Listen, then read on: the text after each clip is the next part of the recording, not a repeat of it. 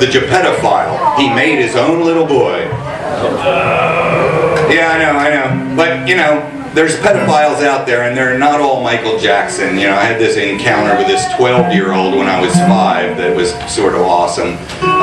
It was a she. But kind of sets the wheels in motion for, you know, further thought. So I've had an interesting life because of that. And there was this particular pedophile, and I didn't know the word at the time. There was this guy, we called him Pete the Train Man, Pete Rangoon. Pete Rangoon the Train Man. I lived in historic Haddonfield. And in historic Haddonfield, they kept a lot of things that should have been done away with. And one was these little gates that you turn, and the gate comes down and stops people from driving their carriages onto the railroad tracks, and they just kept that in this town. And the way it was maintained is they had probably a very dignified, high-end government worker at one time that sat in this little shanty next to a potbelly stove with no toilet to speak of. And he would hear the train and go out and crank down this thing to keep your carriage, now car, from going on the road. And so instead of putting in the electrical things, they kept this deal. Well, who they hired, though, wasn't government workers. In this case, it was a convicted rapist who had done his time, and now he's a frickin' crossing guard for the Catholic school that's nearby. I didn't go there. We went to Pete on purpose. Pete gave us 65 cents if we could tell him a dirty limerick he hadn't heard before. Now this is 6th grade, so this is going to be some pretty shocking stuff. Oh, Susan's here. You missed the wiping joke. Hey, Susan. Why can you do it again? That's a wipe? Yeah, we're going to redo the wiping joke. So anyway, we got Pete Rangoon, the Train Man. Mr. Pirate, am I lying about Pete Rangoon? Absolutely not. Pete the Train Man, I think I was his favorite squeeze. So I would go to Pete the Train Man, and Pete the Train Man would say, okay, tell me your dirty limerick, and we would tell it. And then if he'd never heard it before, he'd give you 65 cents. You go to Evan's Pet Shop, you'd buy a goldfish, and that was kind of the whole, you know, that was my addiction. I needed to have pets. And he needed to hug me. He would hug me, and he would press his beard into me, and he would say, George, the girls love you, and it's not because you're cute. It's the little thing between your legs. And he didn't have any singing talent. His only talent was cranking down this thing and paying out 65 cents for the lyrics you're about to hear. This song goes out to Pete the Train Man, the pedophile who squeezed me but never did anything worth suing for. Okay, and I think we make up the tune every time, so we'll see how it goes this time. Hey, which one are we going to make up? Excuse me all.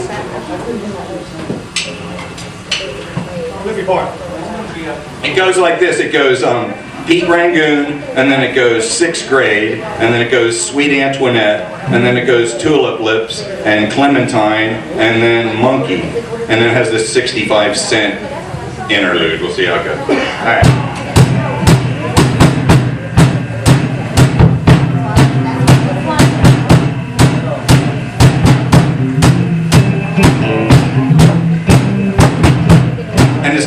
These would be safe lyrics.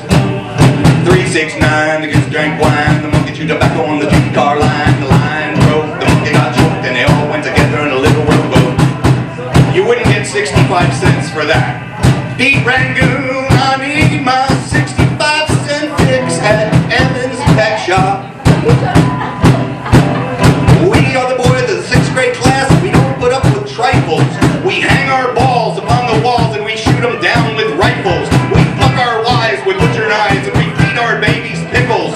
We wipe our ass with dried up grass because we say it tickles. Give me 65 cents. Yeah. Pete Rangoon, give me 65 cents. Pete Rangoon, Sweet Antoinette, your pants are wet. You say it's sweat, it's cum I bet. And in my dreams, your square hole beams, you are the wrecker of my pecker. 6th grade, I'm reciting this. Give me my 65 cents, Pete. I need a goldfish. They're dying. Tulip lipso-luscus delp, your baking breath breathes body X with silken measures. Try to gauge the inside sweetness of your cave. Peach preserve your simmering jewel. Hid away like orphan's drool. Hope I find the widow's crap. Hope I stick like sealing wax. Almondize my Turkish burl. Burn me up, sweet oyster girl. Shove me in your steaming beat for my goldfish. No more hugging, no hugging without the 65. I know a girl named Clementine, she will do it anytime. For a nickel or a dime, 50 cents for overtime. Down the cellar we will go, she will strip from head to toe. Won't her mother be surprised when she sees her belly rise? Won't her father be disgusted when he finds her cherries busted? I didn't even know what that meant!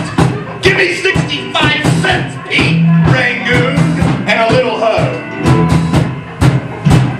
This is my favorite, if you can have a favorite. Up jumped the monkey from the coconut grove. He was a smooth motherfucker, you could tell by his clothes. He walked down my lane with his cock in his hand, saying, I'm not a fucker, I'm a bebopping man. He hung 100 women up against the wall, and he bet $100 he could fuck them all. And he fucked 98 till his cock turned blue. He took a shot of whiskey and he fucked the other two. When he died, he went straight to hell, and he fucked the devil's daughter and his mother as well. On his grave, written in green, Barney Barnett, the fucking machine.